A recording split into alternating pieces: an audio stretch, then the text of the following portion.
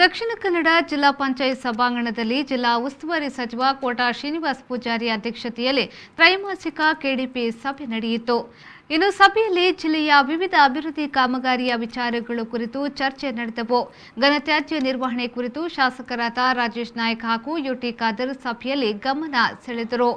ಇದಕ್ಕೆ ಪ್ರತಿಕ್ರಿಯಿಸಿದ ಜಿಲ್ಲಾ ಪಂಚಾಯತ್ ಸಿಇಒ ಡಾಕ್ಟರ್ ಕುಮಾರ್ ಅವರು, ಘನತ್ಯಾಜ್ಯ ನಿರ್ವಹಣೆಗೆ ಸಂಬಂಧಿಸಿ ದಕ್ಷಿಣ ಕನ್ನಡ ಜಿಲ್ಲೆಯಲ್ಲಿ 223 ಗ್ರಾಮ ಪಂಚಾಯತ್ಗಳಲ್ಲಿ 71 ಗ್ರಾಮ ಪಂಚಾಯತ್ಗಳಲ್ಲಿ ಮನೆಗಳಿಂದ ಕಸ ಸಂಗ್ರಹಿಸಿ ಸ್ವಚ್ಛ ಸಂಕೀರ್ಣದ ಘಟಕಕ್ಕೆ ತಂದು ವಿಲೇವಾರಿ ಮಾಡಲಾಗ್ತಾ ಇದೆ. ಇದೀಗ ಗ್ರಾಮ ಪಂಚಾಯತ್ಗಳಲ್ಲಿ ತ್ಯಾಜ್ಯ ನಿರ್ವಹಣೆ ಹೊಣೆಯನ್ನು ಸ್ತ್ರೀಶಕ್ತಿ ಗುಂಪುಗಳ ಮೂಲಕ ನಿರ್ವಹಿಸಲು ನಿರ್ಧರಿಸಲಾಗಿದೆ ಎಂದು ತಿಳಿಸಿದರು. ಅವರು ಟೆಂಡರ್ ತಗೊಂಡಿರ್ತಾರೆ ಸರ್, ಯಾರಾದರೂ ಬಂದು ಅದನ್ನು ತೂಕ ಮಾಡಿ ತೆಗೆದುಕೊಂಡು ಹೋಗಿ ಗ್ರಾಮ ಪಂಚಾಯತಿಗೆ ಕೊಡ್ತಾರೆ. 71 ಗ್ರಾಮ ಪಂಚಾಯತಿಗೆ ಪೂರ್ಣ ಪ್ರಮಾಣದಲ್ಲಿ ಆಗ್ತಾರೆ. ಕೆಂಬ್ರಾಲೂ ಆಗಿದೆ ಸರ್, ನಮ್ಮ ಇದರಲ್ಲೂ ಕೂಡ ಆಗಿದೆ ಸರ್. ನಾನು ಸುಮಾರು 5-6 ಪಂಚಾಯತಿ ವಿಸಿಟ್ ಮಾಡಿದ್ದೆ, ಪಟ್ಟಿ ಕೊಡ್ತೀನಿ ಸರ್ 71 ಪಂಚಾಯತಿ.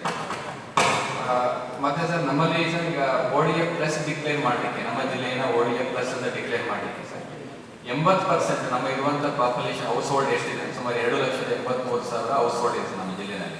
ಅದರಲ್ಲಿ 80% ಹೌಸ್. ಸಭೆಯಲ್ಲಿ ಮೀನುಗಾರಿಕಾ ಸಚಿವ ಅಂಗಾರ, ಸಂಸದ ನಳಿನ್ ಕುಮಾರ್ ಕಟೀಲ್, ಶಾಸಕರಾದ ಸಂಜೀವ ಮಠಂದೂರು, ಯುಟಿ ಖಾದರ್, ರಾಜೇಶ್ ನಾಯ್ಕ್, ವೇದವ್ಯಾಸ್ ಕಾಮತ್, ಡಾಕ್ಟರ್ ಭರತ್ ಶೆಟ್ಟಿ, ವಿಧಾನ ಪರಿಷತ್ನ ಸದಸ್ಯರಾದ ಪ್ರತಾಪ್ ಸಿಂಗ್ ನಾಯಕ್, ಹರೀಶ್ ಕುಮಾರ್, ಜಿಲ್ಲಾಧಿಕಾರಿ ಡಾಕ್ಟರ್ ರಾಜೇಂದ್ರ ಕೆವಿ, ಜಿಲ್ಲಾ ಪೊಲೀಸ್ ವರಿಷ್ಠಾಧಿಕಾರಿ ಋಷಿಕೇಶ್ ಸೋನಾವಣೆ, ಡಿಸಿಪಿ ಹರಿರಾಮ್ ಶಂಕರ್, ಮಂಗಳೂರು ಮಹಾನಗರ ಪಾಲಿಕೆಯ ಆಯುಕ್ತರಾದ ಅಕ್ಷಯ್ ಶ್ರೀಧರ್ ಮೊದಲಾದವರು ಉಪಸ್ಥಿತರಿದ್ದರು.